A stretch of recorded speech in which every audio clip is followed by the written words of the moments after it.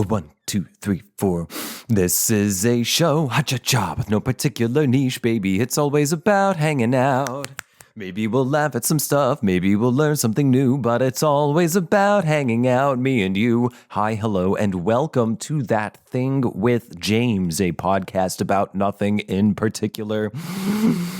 I'm your host, James, and hi, what's up? How's it going? If you're returning to the show, I'm glad to have you back. If this is your first time here, welcome, welcome, welcome. Like I said, this show is about nothing in particular, no particular niche, no particular topic. It's just whatever I find interesting at this time. So we're coming off of a October month in which I was sharing or reading scary stories in honor of Halloween. And oh boy, I forget. Every year I forget until it happens. The day after Halloween, I feel so empty. Something is wrong. Something's missing. And I've heard that it's called a Halloween hangover, but how could I possibly have a Halloween hangover if I didn't even drink or anything like that? I didn't get any parties. Hell, the last Halloween, I was talking to like a friend that I had gotten back in contact with, and I was like, hey, what are you doing for Halloween? And they were like, oh, cool, yeah, I'm going to this party, yada, yada, yada. What are you doing? And I was like, well, I don't have any plans. I'm actually looking for something to do. And all they said was, well, good luck with that. So that's been my Halloweens since moving to Oklahoma. Not a whole lot. Not a whole lot. Well, I did go to a party the first year. It was a small gathering. And then the next year I went to one of my favorite bars in town, downtown, called Cellar. Actually, I'm not going to blow it. I'm not going to give the rest away. I'm not going to give it away. It's my spot. I'm not going to blow it up. But it's like one of my favorite places in Tulsa. Yeah, so I didn't do a whole lot. But Halloween should last at least 3 days. It should be at least 3 days of costumes and scares and celebrations. Instead, I have been handed so many different types of scares this week. This year altogether, it's just been non-stop bullshit. Non-stop bullshit has been 2024. And I understand everyone's been having a rough year this year. And I would like to submit that,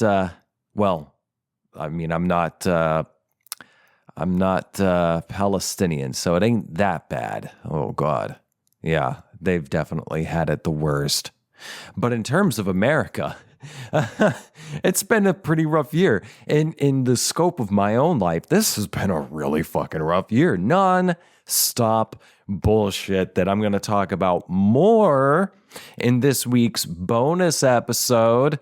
For this episode, this is the free episode. I'm going to hopefully scrounge up some good stuff on Reddit because, boy, I am burnt out and I didn't get a chance to do any extra prep for this episode for reasons I will get into in this week's bonus episode, which you can get access to at patreon.com/ThatThingWithJames. Yeah. There are over 100 bonus episodes, over 100 bonus episodes of this show at patreon.com/ThatThingWithJames. There you can become a patron of the show, help support an artist, an independent creator, myself, and get access to lots and lots and lots of bonus content at patreon.com/ThatThingWithJames. $5 is the bare minimum entry. Will get you access to all the stuff for 30 days. Yeah, 30, just for $5. And you will have more stuff to watch than you may be able to watch within those 30 days. So I say it's worth it. It's a pretty sweet deal. So once again, support the show, patreon.com/ThatThingWithJames. And to those of you who are already patrons, thank you so much. You rock. And while I'm on the business end, you can find my show email, subreddit, and socials, the handles and everything, written in the episode description. And audio listeners, this show is on YouTube. Just go to the search bar on YouTube and type in That Thing with James, and my channel will pop up. And there you can subscribe, you can follow, you can subscribe, you can like and share and comment, and also get to see the cool Chiron I put at the bottom of the screen, listing the same stuff I have listed in the episode description, which is the link to Patreon, my show email, my subreddit, and social media handles at the Chiron at the bottom of the screen. Yeah. So this week's bonus episode, oh shit, there's the rain again. It's storming again. We had tornadoes last night. It's been fucking crazy. I'm recording this on Sunday, November 3rd. And motherfucker, if this is not like the clearest indication of my fucking life this year, like from June onward, June until now, and it ain't over yet. I've been looking forward to fall back. You know, when you gain an hour, is that daylight savings? It's just fall back. I've been looking forward for like a month to that one night where it's really novel that I get an extra hour of sleep. And you know what? I didn't even get that. But I'll get more into that in the bonus episodes. So this one, we're going to read some like, Am I the Asshole? And Ask Reddit posts. And I'm going to try my best to make it entertaining. And hopefully I'll find some entertaining posts because that will make my job that much easier. So let me pull up some stuff, take a sip of water, and we will get into it. Just a second. I can currently hear the rain on the microphone, but I'm not sure if it's going to make it into the final cut because I do this like background noise canceling, or it's not a sound gate. It's a different program I run on my audio editing software that gets rid of like excess background noise. So I'm not sure if this rain is going to stay. Can you hear it? I mean, I can hear it, but I don't know if it's going to make it into the final cut. It'd be pretty neat. I love the sound of rain, especially when it's not accompanied by tornado sirens. Yeah, we had at least one touchdown here in Tulsa. But anyway, I said we're getting into Reddit, so we're going to do that right now. Do that. Yeah. Do that. This is, what are the best psychological mind tricks you can know? Posted 22 hours ago by GanCube_Cerro, as they say in Espanol. That's 0 in Spanish, as they say in, I forget the region, Castilian Spanish.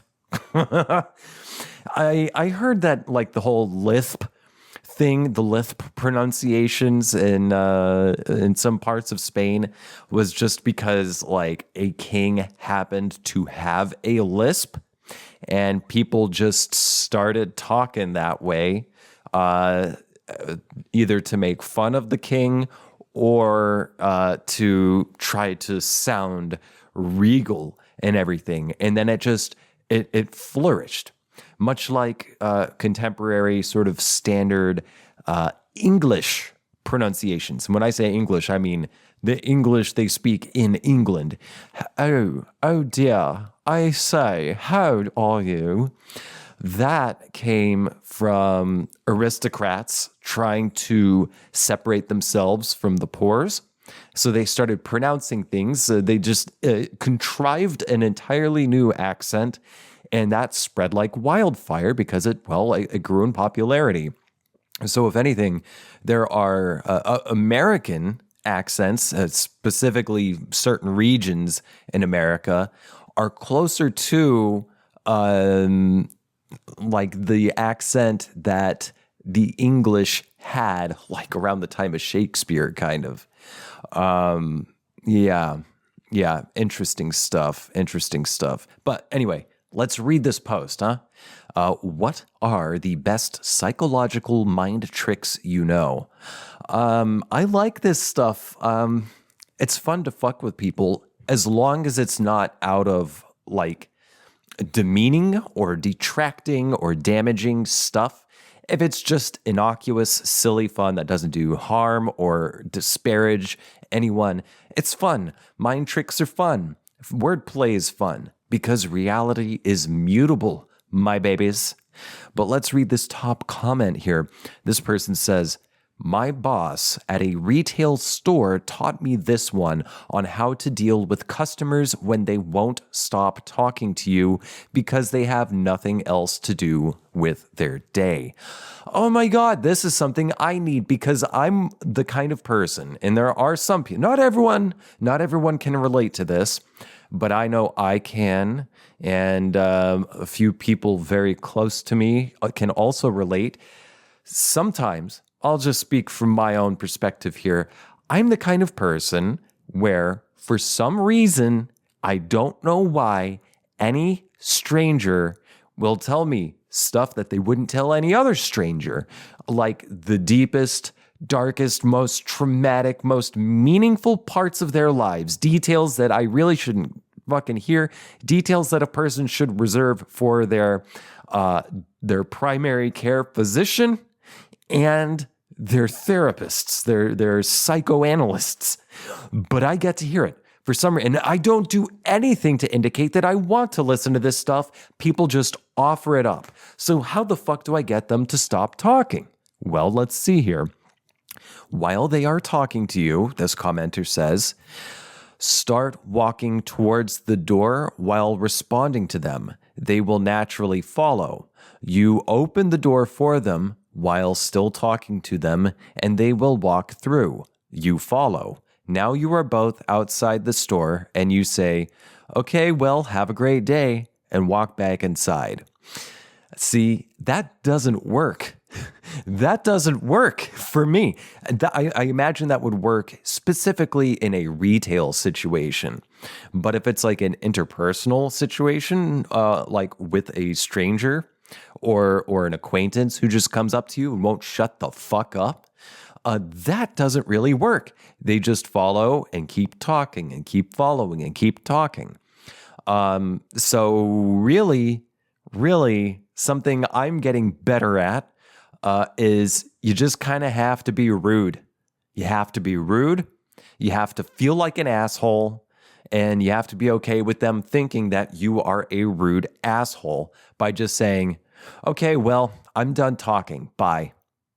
Or something along those lines. You just really got to lay it out flat, because these are the kinds of people, the yappers, the ones who are fluent in Japanese. And I'm fluent in Japanese, but not like that. I'm talking about the oversharers in the world. They will not stop talking. So you gotta shut it down straight up, because they will not pick up on any cues, not even the loudest fucking cues. You gotta proverbially,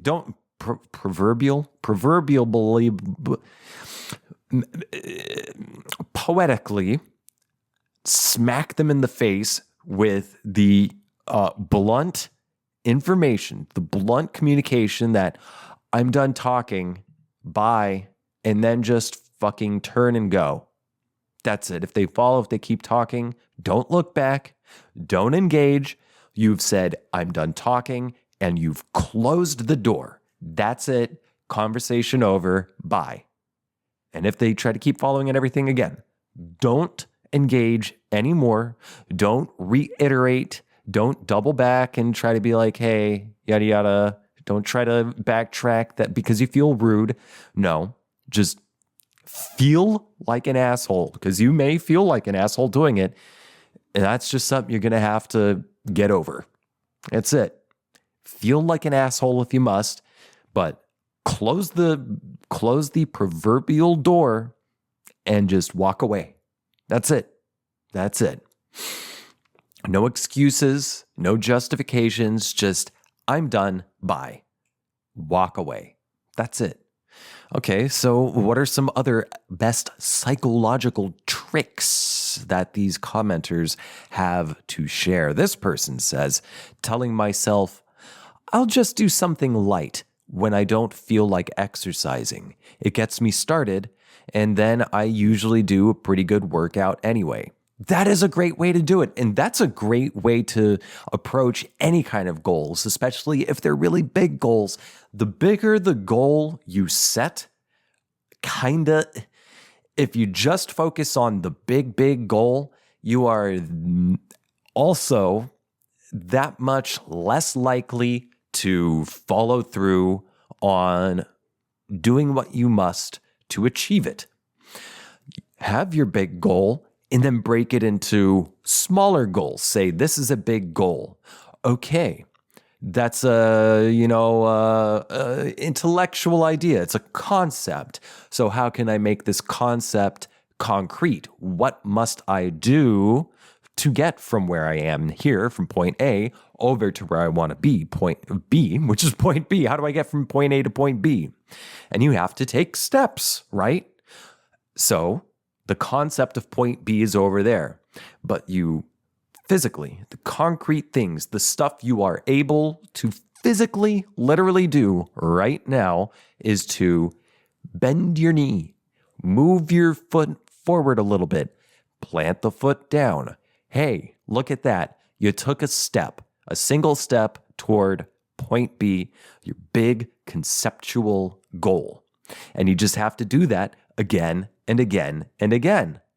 It's just a bunch of little goals. And if even taking one step is challenging for you, if it may not seem challenging, but then it comes time to take a step forward and you can't bring yourself to do it, well, then break that goal down as well. Keep whittling it down. Whatever is challenging, whatever is intimidating to you, break it down and keep breaking it down to smaller bits, and then break those bits into smaller bits until you find bits that are the right size that you can literally do, boom, right now.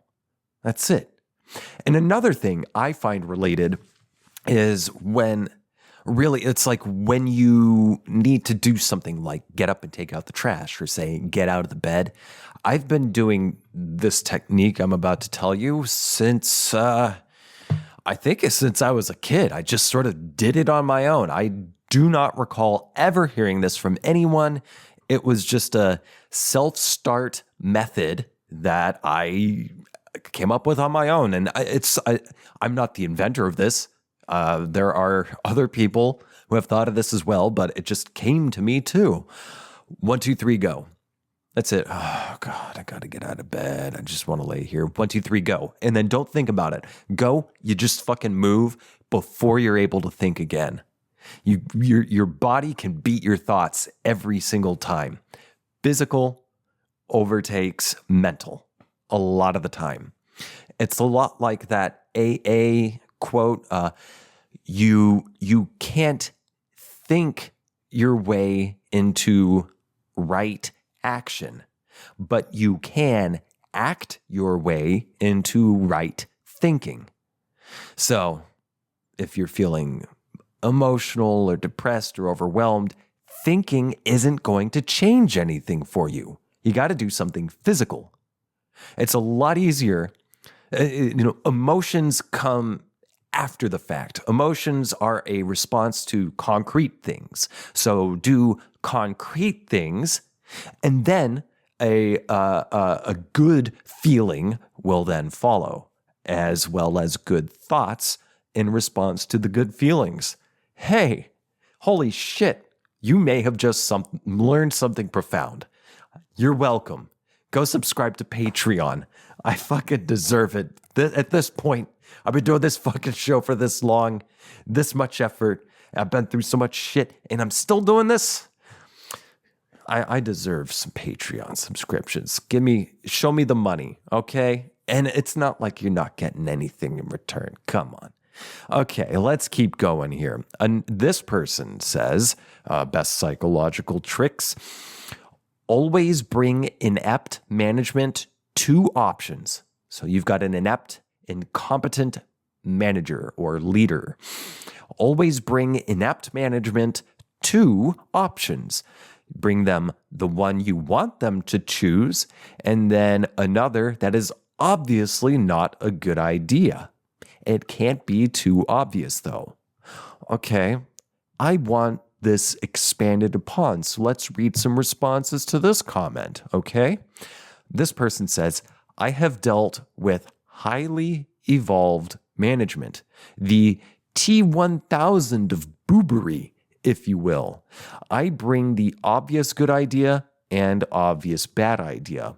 He shoots down both in favor of his plan, which is objectively brain damaged. Edit. Forgot to add that when his brilliant idea takes a dump, my idea is suddenly moderately acceptable. Yeah, that's the thing. It doesn't matter what, it's always got to be their idea. Really poor leadership also comes paired with really poor psychology and ego and shit like that. This person says to that person, oh, I've been there. Present the first option, your bad option, followed by what you think their brain damaged option, but state as if now we obviously wouldn't want to do this one because X and boss person would think we're idiots. Then present the good idea in a way that sort of includes them, i.e., you said something last week that got me thinking. And you're right, we can streamline X, and by doing it this way, we will get results. See, there you go. That's the way of making the boss feel like they're in control. Oh, they've got the good ideas. That's how you got to deal with idiots. You got to infantilize them and make them feel special. You got to make them feel like it's their idea. Okay, so let's read a couple more here. This commenter says, spit on my microphone. They didn't say spit on my microphone. I said I spit on my microphone. This commenter says, the best lies have elements of truth with subtle changes to suit the perception you want others to accept as reality. Yeah. That's common. No, that's common sense isn't so common. A good lie has a little bit of truth in it. And then another person says, if you give something to someone while talking to them, they will grab it automatically. This person replies saying, this happened at work once. My boss and I were talking and she handed me a bag with bits of paper in them. Being near the trash can, I tossed them for her. Then she gave me a strange look and asked, did you just throw away the names for Secret Santa? Ha ha ha ha. Funny story. Yeah. Would that work if you have like evidence on you, like a weapon, like you just did some crimes and you've got your prints on something? If you just talk to someone and then casually produce your firearm and hand it to them while talking, they'll just automatically grab it. And then you turn heel and hightail it out of there. And now you're in the clear because the evidence has been muddled. Oh my God, we just figured out how to get away with murder. Okay, I'm going to take another sip of water, pull up another post. Just a second. Okay, now we're moving on to Am I the Asshole? This one was posted 11 hours ago from, at this point, 11:50 a.m. The title, Am I the Asshole for telling stepsis to get over herself and that people are not required to be miserable just because she is? Now, I've dealt with this quite a lot. People thinking you should feel bad because I feel bad, or people, getting pissy with you because you're in a good mood when they're not. Oh, grinds my gears. To quote Peter Griffin, that really grinds my gears. That's the sound of my gears getting grund.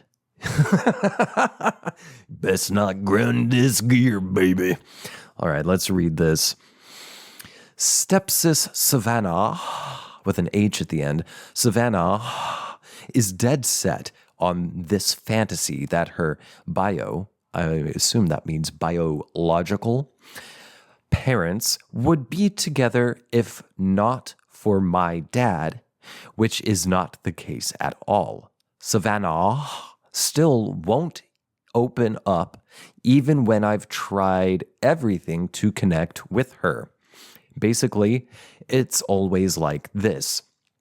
I invited her to do something that I know she'd like. She'd rather stay home. I got her a gift. She doesn't want it. Throws it away in front of us sometimes. I sent her a funny video. She's flipping shit with her mom, Jane, because she thinks the video is about her and accuses me of making fun of her. Basically, Savannah's made it clear for 2 years now that she wants nothing to do with me. So I've given up and just stay away from her ATP. I assume that means at this point. Younger step-siblings, did want to have a bond, so we spend a lot of time together. Last straw with Savannah was when I invited them to have a sibling day with friends. Savannah said she didn't want her biological siblings to go. Step-sibs wanted to go and parents approved, so we went. Savannah told me off when I got home because they're her biological siblings and not mine. I am so fucking fed up with her at this point. I told Savannah to get over herself. You're 15, not 5. Go ahead and keep ignoring your therapist and staying in your delusion where my dad is evil and ruined your family. But the world doesn't revolve around you, and people are allowed to move on and be happy even if you decide you want to be miserable all the time. Dad asked me if something was up because Savannah was obviously pissed and causing issues for everyone later. Which is when I explained what happened. Dad basically said he knows we're frustrated with Savannah, but my delivery was mean. Probably. I think Dad's being too sensitive and coddling Savannah because even Jane is on my side. Savannah has a therapist but never listens to them, and it's been years. Savannah is going to be a legal adult in 3 years, and I think somebody needs to tell her straight. She's trying to force everyone else to be miserable, but nobody is going to tolerate that once she's out of school. Am I the asshole? Okay, so you're 15 years old. I assume you're both 15 years old. You, OP, and Savannah. You're both going through major upheaval biologically, and then also psychologically. There's the physical begets emotional, begets intellectual. Okay. Oh, my camera's doing something weird. Okay. Hopefully it's still recording good. Yeah, you're experiencing a lot of physiological changes, which are becoming emotional and mental changes / upheaval, on top of a lot of upheaval in your immediate surrounding life, in your family life. That's not tough. That's not easy. Sorry, that's what I meant to say. It is difficult. It is tough. It is not easy. However, I will say a lot of people never really develop, even into old age, even to their deathbeds. Staggering and astonishingly large number of people, at least from what I have observed in my lived experience, a lot of people do not develop past teenage shit. A lot of people spend their entire lives in high school. That's the way I like to put it. They never graduated high school. Now, they may have literally graduated high school. They may have finished high school. They may have gone on and finished college. They may have gone on and had a very accomplished, very well-paying, lucrative career as adults, yet emotionally, they never, ever, ever developed anywhere past 18 tops. A scary number of people. And a frighteningly large number of people are functionally, if not quite literally, illiterate in these United States of America. And as a chest-beating socialist that I am, I think that is indicative of a really fucked up empire. Everyone should be literate, including newborn babies. They should exit the womb quoting Shakespeare and Dostoevsky. Let's read some comments here on this post. This person says, I get why everyone is saying ESH, but I do not agree. I'm not sure what ESH means. Everyone should help. I don't know what ESH means. Maybe that's an initialism, not an acronym. Acronym is something that you pronounce like NASA, whereas CIA would be an initialism, not an acronym. An acronym takes initials and pronounces them as if they were a word/name. But CIA, you don't say CIA or Kia, you say CIA because it's just the initials. It's an initialism. There you go. Maybe you learned something new today again. God damn, I am a font of brilliant information. I'm a genius. Give me your money. This person, all right, let's keep reading. I get why everyone is saying you are ESH, but I do not agree. You are still a kid. She is still a kid. I do not think it's fair or reasonable to expect one kid to tolerate meanness from another indefinitely and perpetually be the quote-unquote better person. The people who are responsible for finding solutions and ensuring everyone has a positive home environment are the parents, not the kids. While your statements to your stepsister were on the harsher side of things, it sounds like you've tried patience. You've tried patience and tried forbearance and tried kindness and tried hoping therapy would make a difference. At some point, being harsh might be the only thing to break through, but maybe it won't. Either way, this isn't your responsibility to carry the load of her negativity and antagonism. Avoiding conflict is a good strategy, but not at the expense of your own enjoyment of life. Letting your stepsister be awful doesn't help anyone, not even her. Your parents need to step in and do something, not rely on you to put up with it for the rest of your time in the house. Because you are right. Unless she resolves this trauma and anger, it's going to impact her whole life negatively, not the asshole. Best of luck, and just keep being you and as positive as you can. It's not your job to fix this. Yeah, I like that. I like that. And the other comments actually seem pretty much the same. So let's read one more. Oh, yeah. This one is a good transition into this week's bonus episode, okay? So this post, the title is, Am I the Asshole for Losing My Composure at a Family Gathering? I'm going to go ahead and say probably. I'd say we're leaning 60% not the asshole. Usually it's the fucking straw that broke the camel's back with family shit. But let's read the post, huh? I ended up calling my brother out in front of our family at a recent gathering. I'm 40, male, bag, basically a fanny pack, was sitting on a table at the entrance of where we were. The bag contains my keys, my phone, my kids' medicine, etc. I watched my brother, 30, male. Okay, so OP is an older brother. The OP's 40 years old and their younger brother is 30. So there's a 10-year difference. And I understand.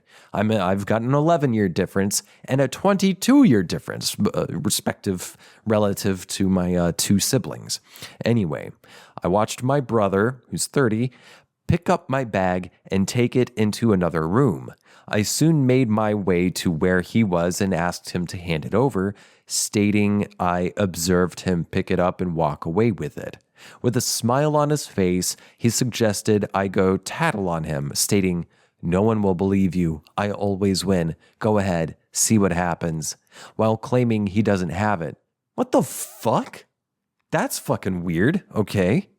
I made my way to the room where his wife was, stating what had happened and asked for her help. So this person's just looking for the bag and the brother's being all fucking weird all of a sudden? What the fuck? The wife went and talked to him, returning to tell me that she didn't have it and for me to leave him alone. He sticks his head around the corner and smirks, mouthing, "Told you so." I gathered my partner and our kid and said we needed to leave. I didn't swear or name call, but I was not calm, cool, or collected in my haste. This is not the first time something like this has happened, being on the receiving end of his nonsense. I was reprimanded by a handful of people for being over the top and that my behavior was concerning. Eventually, he disclosed where he hid my bag. We then left immediately. Oh, so it wasn't like the brother was just getting it somewhere safer. He was intentionally hiding the bag as a 30-year-old man? What the fuck? I'm usually happy-go-lucky. I have the disposition of a ska band. That's an expression. I will never understand blaming a victim for reacting with big emotions to something they shouldn't have endured in the first place. If this isn't the appropriate perspective and there is a better position to take, I would like to understand why and what I could do differently when involved in these situations. Edit/update WIBTAH. Would I be the asshole if I send this thread to my family? Thread. I'm guessing there's some juice in the comments. Let's read the comments. Okay. Now, one, I got to say, there's a lot of information missing from this story, so we don't know everything that's going on. But from what we have here, what I gather is the brother does shitty pranks to the older brother and always gets away with it. And this time it's hiding a bag? Hiding a bag with your kid's fucking medication in it? Ain't cool. But let's see here. Top comment. OMG, that means oh my glob. I used to have an uncle who pulled this kind of shit. People observing would say his victims were overreacting, quote unquote. But there's only so many crap experiences you can fit into your emotional jar before the lid blows. Your brother's a dick. You are not the asshole. To which OP replies, "Thank you. I will own up to my shit. I strive to be a better person of myself today than I was yesterday. A little validation from those calling me out would have felt much better than me being reprimanded and not even acknowledging his actions." Yeah. Okay, so let's read another comment. Not the asshole. That a 30-year-old behaves like that and gets away with it leaves me incredulous. I'm not sure that's the correct usage of that term, but okay. There must have been some serious enabling and condoning there from the get-go. Okay, maybe incredulous works. I don't know. They could have used a better word there. I also read why you couldn't tell him to get his hands off your bag there and then. Him doing it during a kid opening presents at their party compounds his selfish, immature asshole behavior, as does the bag having your kid's meds in it. That's the main thing. I don't remember reading anything about a kid opening up gifts. Maybe I'm zoned out, whatever. He didn't know OP replies to that. He didn't know the contents initially. He just knew it was mine. Later that evening, he sent me this text, quote, "Sorry for taking your bag of goodies, unquote. Hopefully someday he'll look back and realize there are better ways to go about things. Not sure that he is searching for or trying to accomplish here, but I am nearly certain that antics like this aren't the way." Okay, let's read one or two more comments and then we're wrapping it up. Not the asshole. He's deliberately provoking you and being shielded by everyone at your expense. There are tons of ways to escalate things, and I wouldn't blame you if you did any of those, including taking and hiding his stuff. But you just want to be left in peace. So my suggestion is treat those family gatherings as being in enemy territory. Don't leave valuables out and limit your time there, particularly if he's present. Perhaps skip a few gatherings altogether. To which another commenter replies, "And this is why my husband no longer speaks to his brother." Yeah, that's how that kind of shit happens. And then one more comment here. One more comment. He behaves like a 5-year-old. Treat him like that. "Aw, did you do it again? Now be a good boy and give it back. I'll give you a treat." If he says he does not have it, tell others that you have lost something and perhaps they could help you find it. Ignore him at that stage. If you cannot avoid him totally, do not give him attention, because that is what he wants most. It's true. Very, very good point. It's not the word I wanted, but good point. He wants to see you annoyed. If he tries, just nod, smile shortly, and turn to others for small talk. Do not answer his messages. Otherwise, then just, "I see." Not the asshole, and your family is full of assholes for treating you like that.